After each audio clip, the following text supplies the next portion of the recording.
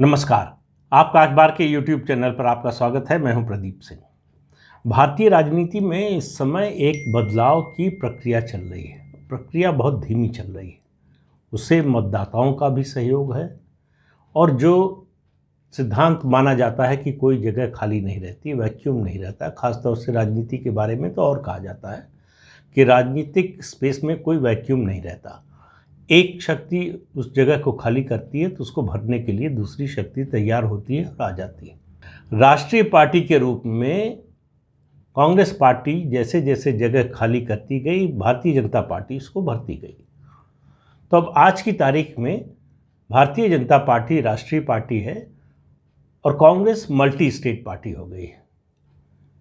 राष्ट्रीय पार्टी से multi state, और ये मैं तकनीकी जो मान्यता है उसकी बात नहीं कर रहा हूँ। उस मान्यता के हिसाब से तो जो है कम्युनिस्ट पार्टियां और बीएसपी भी राष्ट्रीय पार्टी हैं, तो उसकी बात नहीं हो रही है। लेकिन आप ये देखिए कि ये बदलाव इतना धीमे हो रहा है कि इस पर नज़र जो है आसानी से जाती नहीं। दरअसल इसकी प्रक्रिया कहें तो शुरू 1967 से ही हो गई थी, जब 1967 के चुनाव में 8-9 राज्यों में गैर भाजपा सरकार बनी। लेकिन वो सस्टेन नहीं, वो जो मोमेंटम था वो सस्टेन नहीं कर पाया। उसके बहुत से कारण हैं, उसमें आज जाने की ज़रूरत नहीं है। लेकिन इतनी बात तय है कि वो प्रक्रिया वहाँ से शुरू हुई थी कांग्रेस, और 1969 में कांग्रेस की जो स्प्लिट हुई उसने उस प्रक्रिया को तेज किया। लेकिन 71 में इंदिरा गांधी की जो इतनी बड़ी विजय हुई उसने उस प्रक्रिया को फिर धीमा कर दिया। तो ये जो ग्राफ है ऐसे ऐसे चलता रहा। अभी जो स्थिति है आप देखिए कि पिछले 25-30 साल में 70-71 से, बल्कि कहें 77 से अगर आप शुरू कीजिए, जो बदलाव होना शुरू हुआ, बड़े राज्यों से कांग्रेस धीरे धीरे बाहर होने लगी। बिहार में पहले जनता पार्टी, फिर जनता दल कांग्रेस को हाशिए पर धकेल दिया। उत्तर प्रदेश में भाजपा, सपा, बसपा, इन्होंने कांग्रेस को धकेल दिया। आज कांग्रेस वहाँ चौथे नंबर की पार्टी है, जहाँ लंबे समय तक नंबर 1 पार्टी रही। अब ये प्रक्रिया जो है ये इन राज्यों से बढ़ती हुई आगे बढ़ने लगी। जिन राज्यों में भाजपा और कांग्रेस आमने सामने थे, कोई तीसरी पार्टी नहीं थी, वहाँ ये प्रक्रिया बड़ी धीमी है और इसमें अभी और समय लगने वाला है। जब तक कोई तीसरी पार्टी की एंट्री नहीं होती तब तक ये प्रक्रिया जो है ये धीमी गति से ही चलती रहेगी। तो आज इस प्रक्रिया के थोड़ा विस्तार में जाकर बात करेंगे, क्योंकि कांग्रेस लगातार फिसलती जा रही है। एक होती है गिरावट, कोई भी पार्टी चुनाव हार जाती है, जीत जाती है, वो चलता रहता है। गिरावट होती है, फिर पार्टी ऊपर उठती है। कांग्रेस के साथ ऐसा नहीं हो रहा। उसकी गिरावट का सिलसिला रुकने का नाम नहीं ले रहा है। और कई लोगों ने कहा कि आप बार बार कांग्रेस की बात क्यों करते हैं, कांग्रेस पर हमला करते हैं जैसे। देखिए, कांग्रेस इस देश की सबसे पुरानी पार्टी है, सबसे बड़ी पार्टी थी। ये एकमात्र ऐसी पार्टी थी जिसका देश के लगभग हर गांव में कोई न कोई कार्यकर्ता मौजूद था। कांग्रेस का झंडा उठाने वाला इस देश के हर गांव में आपको मिलता था। उसका पराभव, उसका जाना, ये बहुत बड़ी परिघटना है भारतीय राजनीति की। ये कोई सामान्य बात नहीं है, इसलिए बार बार इसकी चर्चा होगी। जब जब कांग्रेस एक सीढ़ी और नीचे फिसलेगी तब तब इसकी चर्चा होगी। इसलिए मैं इस बात को कह रहा हूँ कि अब आप देखिए, हाल की घटना बताता हूँ, फिर पीछे की थोड़ी घटना, फिर वर्तमान में आता हूँ। 2018 जुलाई, याद कीजिए आप, दिल्ली में हैबिटेट सेंटर में राहुल गांधी, प्रेस कॉन्फ्रेंस नहीं थी बल्कि एक इंटरैक्शन था महिला पत्रकारों के साथ। उस समय वो कांग्रेस के अध्यक्ष थे, उनकी इमेज बिल्डिंग का काम हो रहा था, वो री लॉन्च हो चुके थे। तो माना जा रहा था, और 2018 में परिस्थितियां भारतीय जनता पार्टी के और प्रधानमंत्री नरेंद्र मोदी के उतनी अनुकूल नहीं थी। ये लगने लगा था लोगों को कि 2019 में शायद बहुमत न मिले बीजेपी को। ऐसी परिस्थिति में उनका ये इंटरेक्शन महिला पत्रकारों के साथ हो रहा था। उसमें क्या हुआ उसको छोड़ दीजिए। उस इंटरेक्शन को कोऑर्डिनेट कर रही थी 3 युवा नेता कांग्रेस पार्टी की। नाम ध्यान से सुनिएगा, प्रियंका चतुर्वेदी, सुष्मिता देव, दिव्या स्पंदना, इन तीनों में से आज 3 साल बाद कोई कांग्रेस पार्टी में नहीं है। ये राहुल गांधी की कोर टीम की सदस्य मानी जाती थी। माना जाता था कि राहुल गांधी की जो टीम बन रही है उसके एक खास सदस्य हैं।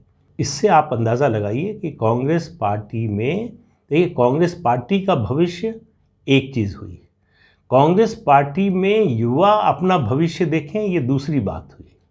तो इन युवाओं को कांग्रेस पार्टी में अपना भविष्य नज़र नहीं आया। क्यों? क्योंकि उनको कांग्रेस पार्टी का ही भविष्य नज़र नहीं आ रहा था। व्यक्तिगत लाभ हानि ये सब चीज़ें पार्टी में चलती रहती हैं। कभी किसी को पद मिल जाता है, कभी नहीं मिलता है। इसके लिए बहुत कम लोग होते हैं जो पार्टी छोड़ देते हैं। तो ये इस मामले को आप सिर्फ इस रूप में न देखें कि ये पद नहीं मिला या ये मांग पूरी नहीं हुई इसलिए चले गए। उम्मीद चली गई। जो पाश की कविता है उसकी एक लाइन है कि सबसे बुरा होता है सपनों का मर जाना। तो कांग्रेस को लेकर जो सपना था इन लोगों का, वो सपना मर गया, इसलिए ये लोग गए। हेमंत बिस्व शर्मा, ज्योतिरादित्य सिंधिया, जितिन प्रसाद, ये लोग तो चले गए। मिलिंद देवड़ा, सचिन पायलट और दीपेंद्र हुड्डा, ऐसे नेताओं की एक बड़ी सूची है जो कभी भी जा सकते हैं। जाएंगे कि नहीं जाएंगे मुझे नहीं पता है, लेकिन वो जाने की मनस्थिति में है। तो आज मैं बात इन लोगों की नहीं कर रहा हूँ कि कौन पार्टी से चला गया, क्यों चला गया, उसकी वजह क्या थी, वो विषय अलग है। आज बात कर रहे हैं कि किस तरह से राष्ट्रीय स्तर पर बेदखल होने के बाद कांग्रेस पार्टी राज्यों में बेदखल होने का उसका सिलसिला जो धीमी गति से चल रहा था वो लगता है अब थोड़ा रफ्तार पकड़ेगा। मैंने आपको बताया बिहार में जनता दल, फिर जनता दल के अलग अलग घटक जो आरजेडी, जेडीयू, बीजेपी, इन सब ने मिलकर कांग्रेस को हाशिए पर धकेल दिया। इसी तरह से उत्तर प्रदेश में BJP, Samajwadi party, Bahujan Samaj party, इन्होंने कांग्रेस को हाशिए पर धकेल दिया। लेकिन पश्चिम बंगाल में कांग्रेस से ही निकली हुई ममता बनर्जी, उन्होंने पार्टी बनाई तृणमूल कांग्रेस, और कांग्रेस को वहाँ 2021 का चुनाव आते आते साफ कर दिया। तो कांग्रेस के साथ भी हैं, कांग्रेस के खिलाफ भी हैं। इस रूप में देखिए, दिल्ली देखिए, दिल्ली में कांग्रेस पार्टी और भारतीय जनता पार्टी दो ही पार्टियां थी, तीसरी पार्टी आई जैसे ही। और बीजेपी को जब मेट्रोपॉलिटन काउंसिल थी तो 2 बार मौका मिला था, विधानसभा बनी तो 1 बार। उसके अलावा पिछले 74 साल में बीजेपी को सरकार बनाने का कोई मौका नहीं मिला, कांग्रेस ही राज करती रही। लेकिन जैसे ही आम आदमी पार्टी आई, कांग्रेस ज़ीरो हो गई। महाराष्ट्र में सोनिया गांधी के विदेशी मूल के मुद्दे पर कांग्रेस से शरद पवार निकले, लेकिन वो हिम्मत नहीं जुटा पाए अकेले चलने की, हिम्मत नहीं जुटा पाए। उसके अलावा सत्ता से दूर रहना उनके स्वभाव के विपरीत है, तो सत्ता से दूर नहीं रह पाए। सोनिया गांधी के अध्यक्ष बनने पर ये इस मुद्दे को उठाया, कांग्रेस से निकले, और मुश्किल से साल भर के अंदर 1999 में जब हंग असेंबली आई महाराष्ट्र में, तो कांग्रेस के साथ सरकार में शामिल हो गए, नंबर 2 की हैसियत स्वीकार कर ली। अपने को सबसे बड़ा मराठा लीडर बताने वाले, प्रधानमंत्री पद का दावेदार बताने वाले शरद पवार महाराष्ट्र में कांग्रेस का नंबर 2 की हैसियत में कांग्रेस के साथ काम करने के लिए तैयार हो गए, और उसी हैसियत में अभी हैं। हालांकि इस सरकार में आप कह सकते हैं, इस अघाड़ी सरकार में उनकी भूमिका प्रमुख है, लेकिन फिर भी जो है उनकी हैसियत और कांग्रेस की हैसियत में बहुत ज़्यादा फर्क नहीं है। उसका नतीजा ये है कि जोखिम लेने का उनमें मादा नहीं है। बगावत तो कर सकते हैं, वो बगावत 1978 से कर रहे हैं, लेकिन उस जोखिम के आधार पर आगे पार्टी खड़ा करने का जो काम ममता बनर्जी ने किया वो नहीं है। युवा नेताओं में जो काम जगन रेड्डी ने किया वो भी हैसियत शरद पवार की नहीं है। आंध्र प्रदेश में जिस जगन रेड्डी को सोनिया गांधी उनकी पिता की मौत के बाद समय देने को, मिलने का समय देने को तैयार नहीं थी, वो जगन रेड्डी आज 2/3 बहुमत से सत्ता में है आंध्र प्रदेश में। कांग्रेस वहाँ भी हाशिए पे चली गई। तेलंगाना, जो राज्य कांग्रेस पार्टी ने बनवाया, उस राज्य में कांग्रेस पार्टी हाशिए पर है। चंद्रशेखर राव वहाँ मुख्यमंत्री हैं। उड़ीसा की तो बात ही भूल जाइए कि कांग्रेस कब सत्ता में थी, कब प्रमुख विपक्षी दल थी, ये भी भूल जाना पड़ेगा आप, उसको भी बड़ा ज़माना गुजर गया। इसी तरह से आप देखिए जम्मू कश्मीर की बात कीजिए। जम्मू कश्मीर में कांग्रेस से ही निकले मुफ्ती मोहम्मद सईद ने पार्टी बनाई, जोखिम लिया, मुख्यमंत्री बने, उनकी बेटी भी मुख्यमंत्री बनी। कांग्रेस सत्ता से बाहर हो गई। कांग्रेस वहाँ चौथे नंबर की पार्टी है। अब जो मैं कह रहा हूँ कि बदलाव आ रहा है, देखिए कुछ पार्टियाँ कोशिश कर रही हैं, 2 पार्टियों का जिक्र ज़रूरी है, तृणमूल कांग्रेस और आम आदमी पार्टी। ये दोनों पार्टियों की कोशिश है मल्टी स्टेट पार्टी बनने की। कितना सफल होंगी, कितना असफल होंगी पता नहीं, लेकिन आप देखिए कि दिल्ली से निकलकर पंजाब में आम आदमी पार्टी ने ये जगह बना ली है। आज पंजाब में नंबर 2 की पार्टी है। और जिस तरह से सिद्धू और कैप्टन का झगड़ा चल रहा है, सिद्धू के हाथ में जिस तरह से हाईकमान जो है वो नेतृत्व सौंपने के लिए तैयार है, कांग्रेस का बंटाधार वहाँ होना तय है।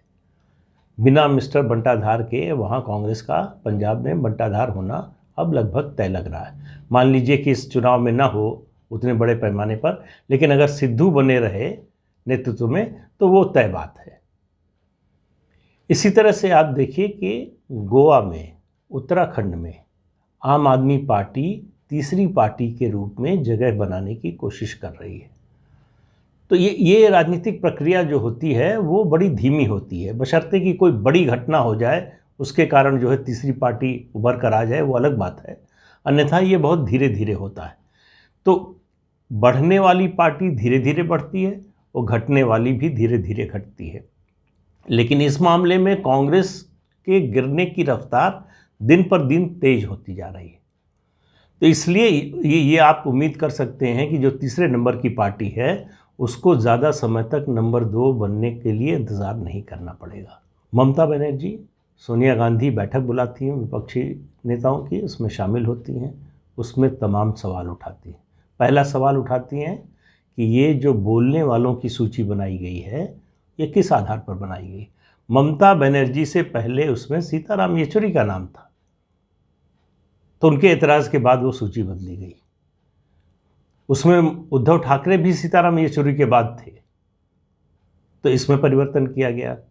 फिर दूसरा जो है वो ड्राफ्ट रेजोल्यूशन तैयार हो गया था। ममता बनर्जी ने कहा किससे डिस्कस हुआ, बैठक से पहले ही ड्राफ्ट रेजोल्यूशन कैसे बन गया, ये सब सवाल उठाए। 3 बैठकें बुलाई राहुल गांधी ने, ममता बनर्जी नहीं गई, उनके भतीजे भी नहीं गए, उन्होंने अब एक बैठक में सिर्फ अपना प्रतिनिधि भेजा।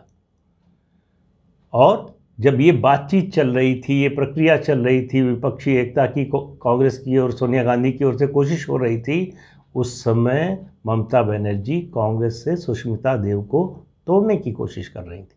हालांकि उन्हें बहुत ज़्यादा कोशिश करने की ज़रूरत नहीं थी, कांग्रेस अपने आप इस जो है प्रक्रिया को तेज कर रही है। सुष्मिता देव असम में, उनका जाना पहचाना नाम है, उनके पिता बड़े नेता थे वहाँ के, अब वो तृणमूल कांग्रेस की नेता हो गई। अब असम में जो स्थिति बनी है, 5 साल बाद भी बीजेपी को हटा नहीं पाई कांग्रेस। AIUDF जो बदरुद्दीन अजमल की पार्टी है, उससे अलायंस करने के बावजूद नहीं सत्ता में आ पाई।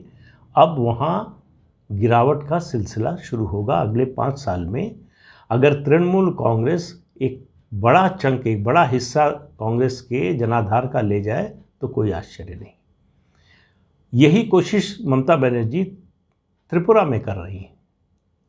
त्रिपुरा में कांग्रेस से निकले हुए प्रद्योत किशोर माणिक देवबर्मा जो हैं, वहाँ के राज परिवार के सदस्य हैं, उन्होंने अपनी एक रीजनल पार्टी बना ली और छोटी छोटी पार्टियों का एक गठबंधन बना लिया है।